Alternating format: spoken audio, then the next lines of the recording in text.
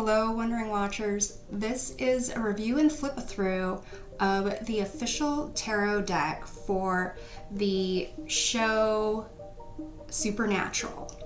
All about Sam and Dean Winchester fighting the good fight against evil. Side note, my tuxedo cat is named Little Sammy Winchester. So, this is a mainstream deck. You can pretty much get it anywhere. There's probably lots of flip through videos on it, but I figured I should go ahead and do one myself so that I can get reacquainted with this deck. I've had it for several months, and I would say that the readings I've done with this deck I have resonated with. Like, there's no complaints other than it is just based on Supernatural, and for those that don't watch the show, or it's kind of really the darker themes don't fit in with the spread, I tend to, shy away from it. But for some reason, I am kind of stoked on this deck again. I watched the show up to the beginning of season 15. I have not finished it. And it's just a little, it got to the point where I think it jumped the shark a little bit ago. My husband stopped watching it with me a few seasons ago, so I'm kind of struggling through it on my own. Doesn't mean I'm not a Sam and Dean fan, but let's go ahead and do the flip through of this deck. I'll show you also some aspects of the guidebook in a close-up, and then we will end off the video with a tarot reading to find out about this deck's current energy, its current strengths, current limitations, what the deck hopes I have learned from it so far, and a card that I should dig into on a deeper level. So we'll see you soon. This is the close-up flip through of the official Supernatural Join the Hunt tarot deck, and we are going to start off here with a little bit of the box showing so that you can see the piercing stare and sultry look from Sam and Dean as I flip through these cards. So here we start off with the Fools, plural. Sam and Dean starting on a new journey in life. We have Chuck, the Magician. Rowena, of course, as the High Priestess.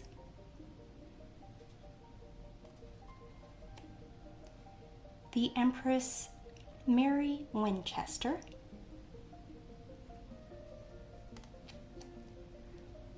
And the Emperor, John Winchester.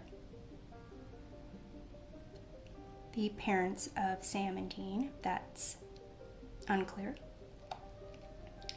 And you have as the Hierophant Billy the Reaper, who is very much about hierarchies and order.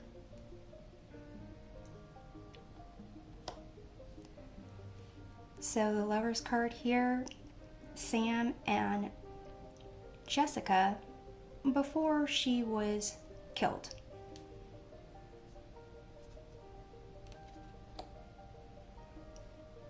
The Chariot, aka Baby the Impala. Here is Benny representing strength, fighting the inner vampire.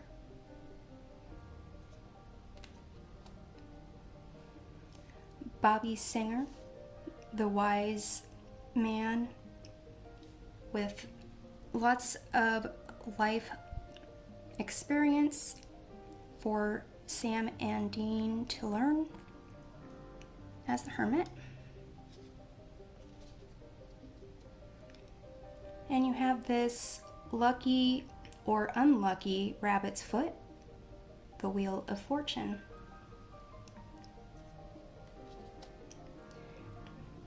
Justice being represented by Sheriff Donna Hanscom. Castiel as the Hangman, who sees the world from a different perspective once he starts kicking it with the Winchesters. You have Death, the Pale Horseman, the oldest horseman.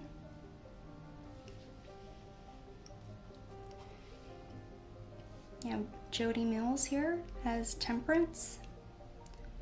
According to the guidebook, it's that Jody is able to wear all sorts of hats as basically an officer of the law, as a mother, as a monster hunter, and keeps it all together. Lucifer is the devil, fitting. You have Amara, the darkness, as the Tower.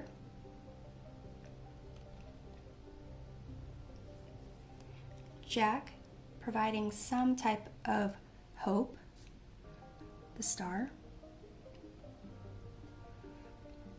The Trickster Gabriel, with the Moon.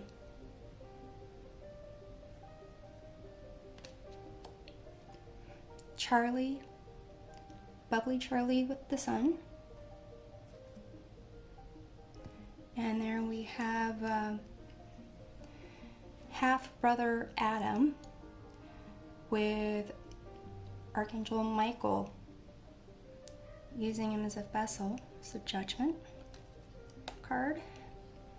And then the World, Sam and Dean in the Impala, finishing one journey, heading off on a new adventure, being the Fools again. So here we are at the Ace of Bones, which are equivalent to the suit of Wands, representing the element of fire. So Ace of Bones,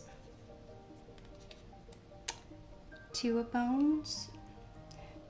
This deck is, definitely pippish at times. But then you have the Three of Bones, and this is supposed to be Eve, mother of all. And that card is for expansion, creation, growth.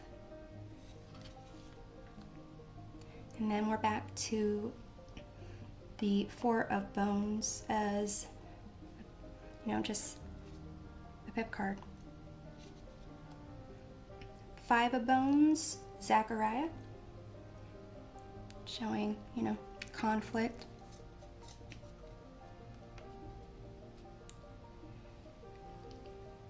You have Ash with the Six of Bones, the undercover hero. You have the Seven of Bones, Eight of Bones,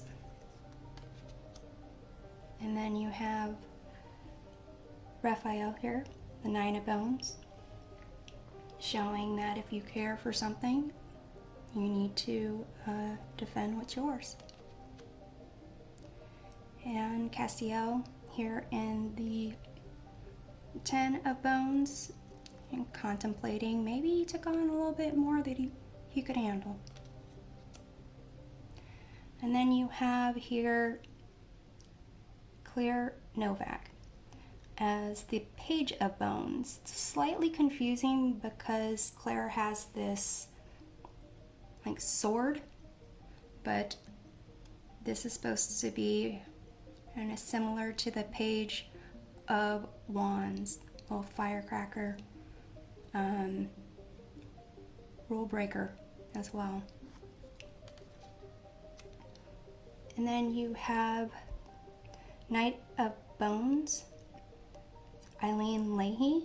She's I believe the Irish hunter that is deaf. And basically just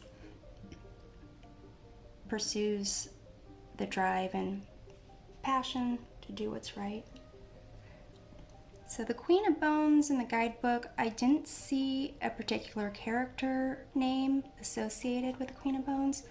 I think it is Abaddon, since in the show she was the Queen of Hell. So considering this is kind of like the Queen of Wands, Queen of Fire, I would think it's Abaddon. She is represented in a different card in a different suit altogether though as well, and is identified in the guidebook as Abaddon there, but not anyone particular for here. At least I didn't see it. And then you have King of Bones,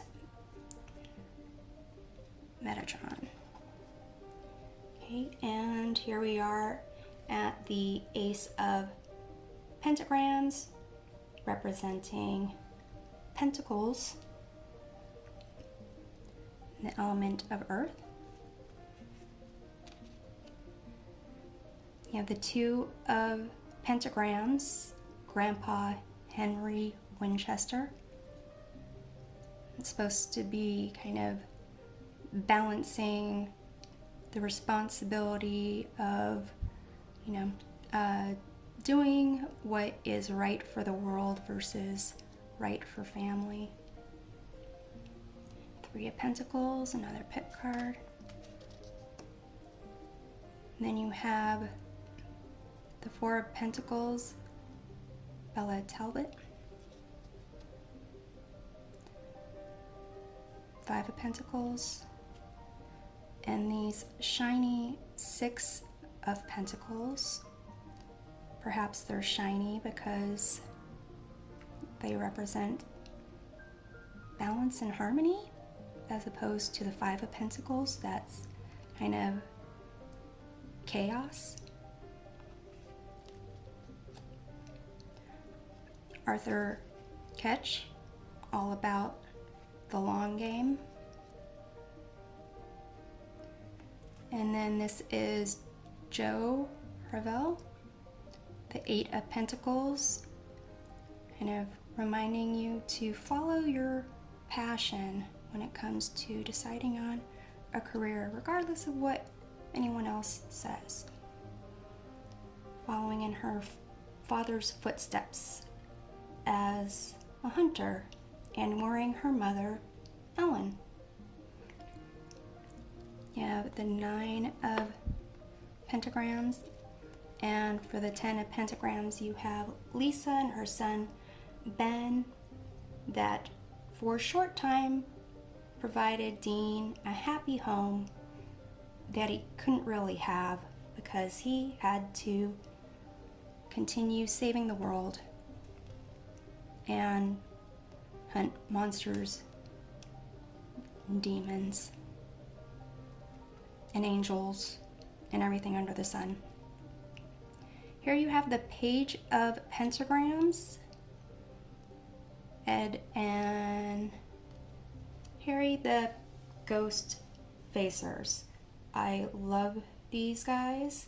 My husband and I, before we got married, we were got Ghost Facers t-shirts, wore them for Halloween.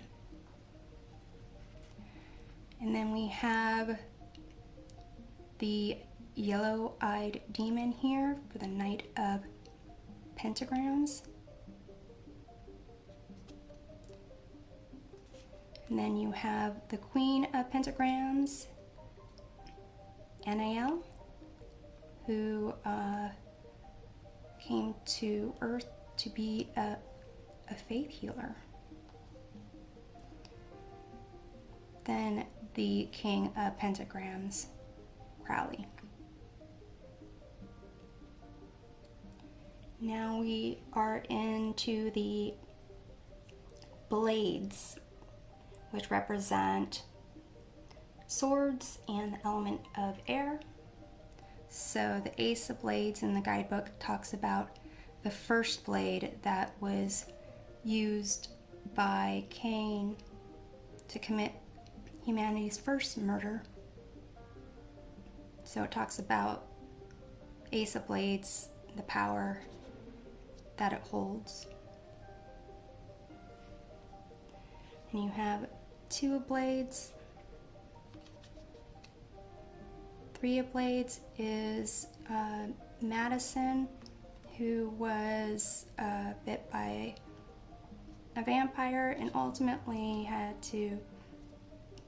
they couldn't find a cure. And she had to die. Like many of the characters in Supernatural. Here is the Four of Blades. The Five of Blades is the demon Meg Masters. The Six of Blades, the Seven of Blades, Ruby. All about betrayal, trickery, getting Sam to drink her blood so he'd be addicted to it, do bad things. And here you have, believe, this is the ghost, I think Constance Welch, who would kind of get men to drive her back to her house and commit adultery, and then she'd be justified in killing them because she was a ghost, and she would kind of trap them with her. Alistair. Here is the torture in hell. And then with the Ten of Blades, you have Sam and Adam falling into this big, gigantic hole. I believe it's Lucifer's cage. Then you have Kevin Tran, Page of Blades, Prophet.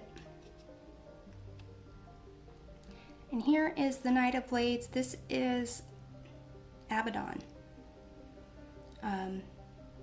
Not in her beautiful glories usually portrayed. So that makes me think this, both this card and the Queen of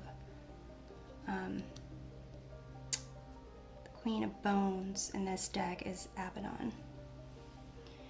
I really dig the shirt. It looks like the devil made me do it. And then you have Naomi as the Queen of Blades. And Cain as the King of Blades. Now we are at the Goblets, which represent cups and the element of water. You have Bobby and Rufus representing the Two of Cups, buddies, Three of Cups.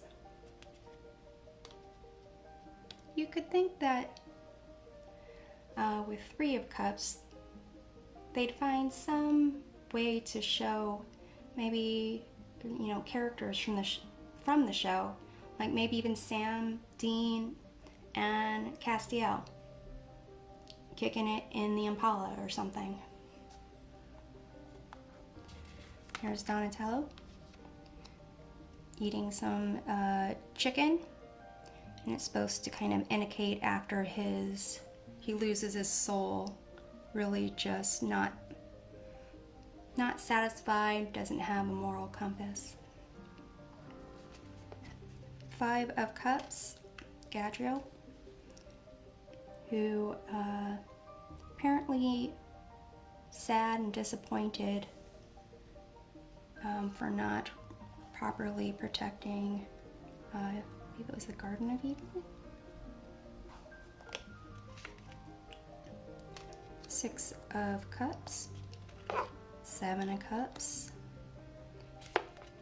Here's Eight of Cups.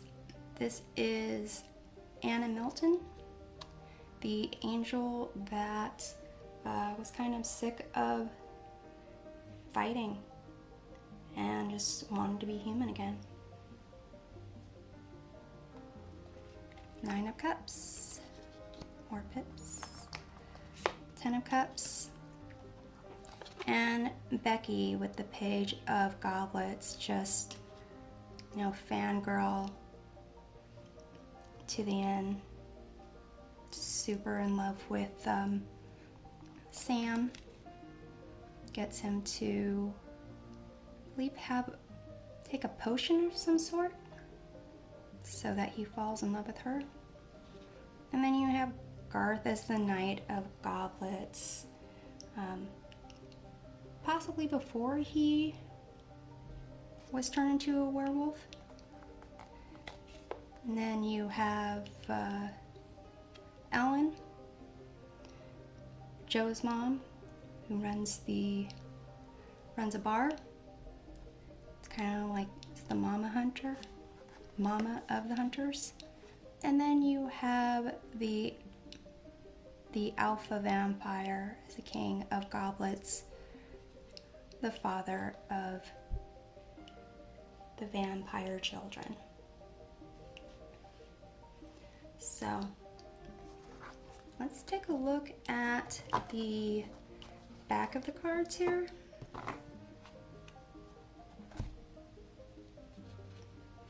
It's got some kind of funky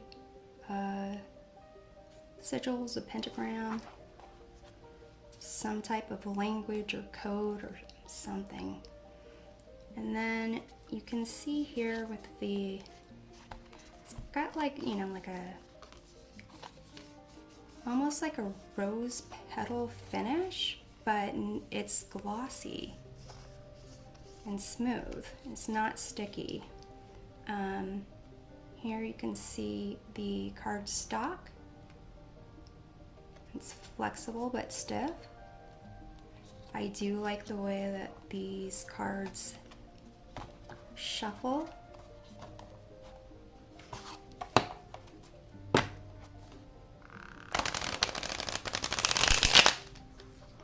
Let's see. And then that's the rifle shuffling. And then let's see here. There's the stack shuffling.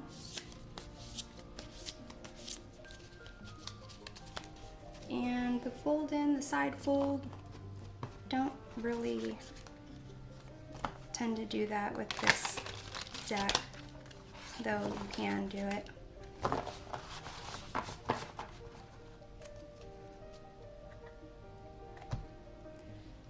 Here's the Supernatural Guidebook. I've used it. It's, you know, it's got like a smooth rose petal-esque type cover. It's got, you know, it's a thick cover, pretty strong binding. And there's the contents and the cards that are shown in the guidebook are also, you know, the same colors as the actual cards, so I like that. And it gives you the breakdown of what is kind of depicted, the upright meaning, the reversed meaning, and that's for the major arcana. For the minor arcana, they do something strange, which is they start the suit with the king and then the queens. While I'm on here, I'm going to take a look to see if they identify who this is. No, looking at it again, Queen of Bones, it doesn't say who that is. Just that Queen of Bones is an ambitious, alluring leader who gets what she wants. Loves attention. Yeah. Could be pretty much anyone that fought the Winchesters. So, as I was saying, we go from the King of Bones, Queen of Bones, then you get to the Knight and the Page, and then they jump to the Ace, and then 2, and then it goes up, finishes off at the 9 and the 10, and then starts a new suit at the Kings. So it's a little kind of, if you're looking for a card, it throws you off just a little bit. And then, see here, gets into tarot readings, caring for the deck, and methods for tarot reading, the spreads, the apple pie spread here. So number 1 is the present, number 2, middle of the bottom, is the apple pie filling of what you would truly be fulfilled by. And then the third card here is the obstacle, and the fourth card there is the action that you would take. So that seems kind of fun. Then you have the Lucifer's Cage tarot spread. Number 1 is basically the cage. It reveals behaviors, actions, and situations holding you back. 2 is the seal, and it reveals the action you need to take in order to overcome the obstacles represented by this cage card, number 1. And then number 3 here is what happens when you take the action, revealed by the seal card. So it's almost like the apple pie spread, but instead of putting the current situation, they kind of have you see what the outcome would be. And also, it's as if, and they also don't have a card to represent what it is that you want. It's kind of like obstacle, action, result.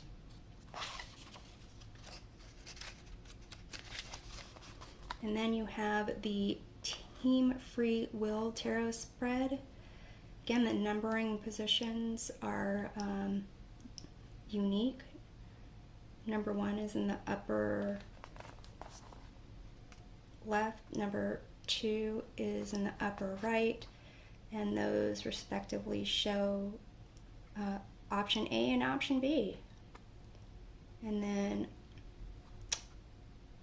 let's see here, the card 3 is the effect of option A, and the card 4 is the effect of option B, should you decide on those options. And then 5 in the middle is the advice. So that seems interesting. Next time I have to come up with a choice between 2 options, I might try it. And then there's a little bit about the author, Minerva Siegel, and the illustrator, Matthew Skiff. I'm about to do the tarot reading to find out about how this deck is currently doing. And I'm going to leave this box right here so you can all see the Winchesters looking at you, checking you out. So this deck right here, the card stock, not sure what kind it is, but it's thick enough to kind of barely fit into my palm. I would say that this kind of, it's almost like a waxiness on the cards. I can see kind of streaks in it, like where maybe it's rubbed against something. So that's not ideal. And then there's like dings and stuff in this, in the edges of the cards, probably when I'm shuffling. But I do overall like how these cards do shuffle. I would say looking at any card straight on, there's some kind of like wonkiness to it, slightly warped, but it doesn't really detract from how you use it, or how I use it. But since I had these cards in their order of their suits, numerical order, I'm just trying to make sure I can get an extra shuffle in. Okay, you can see right there, it's a little bit indented, little kind of dip there, but you can always kind of stretch it out. Definitely kind of a worn feel to it. Okay, so I'm going to start off by asking about this deck's current energies. It has the Two of Bones, a sense of kind of having achieved success and getting outside of its comfort zone, pursue something different. Let's see about its current strengths.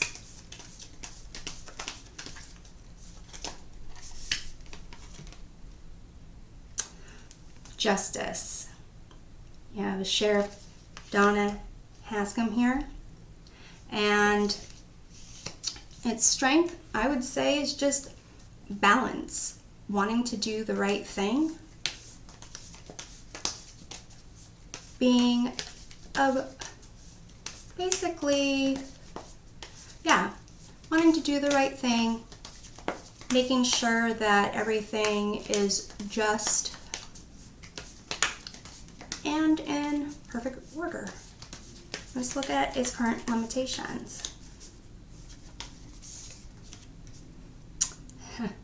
The Queen of Bones. Not knowing whether this is actually the Queen of Hell Abaddon, because it's not in the guidebook. But its current limitations, I would say, is that it's kind of, once you go to the Queen of Bones, you get to the King of Bones, and then there's no more to go. But Queen of Bones is not a bad limitation if it's kind of a, you know, a powerful source of mysticism. Not a bad limitation at all.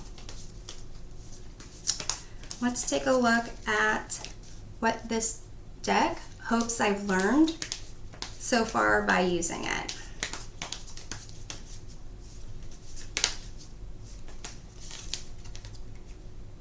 You have Billy the Hierophant. A sense of tradition, order, hierarchy, the way that things should be when you use this deck. Possibly that it's also just based straight off the Rider-Waite-Smith tarot. So let's see what else. And also, you know, the Hierophant, it's almost like an expert teacher. So I guess it's hoping that I just learned how to use the deck, learned the different characters, the cards. I don't want to tell Billy that I haven't finished watching Supernatural. I think I've got, how many episodes are in the seasons now? Like 20? So I probably have 15 episodes left to finish the whole series. Okay, so in terms of this last card, a card that I should get to understand at a deeper level. The Six of Pentagrams. Maybe it doesn't agree with my assessment that these are shiny compared to the Five of Pentagrams that are kind of seem like etched in and chaotic.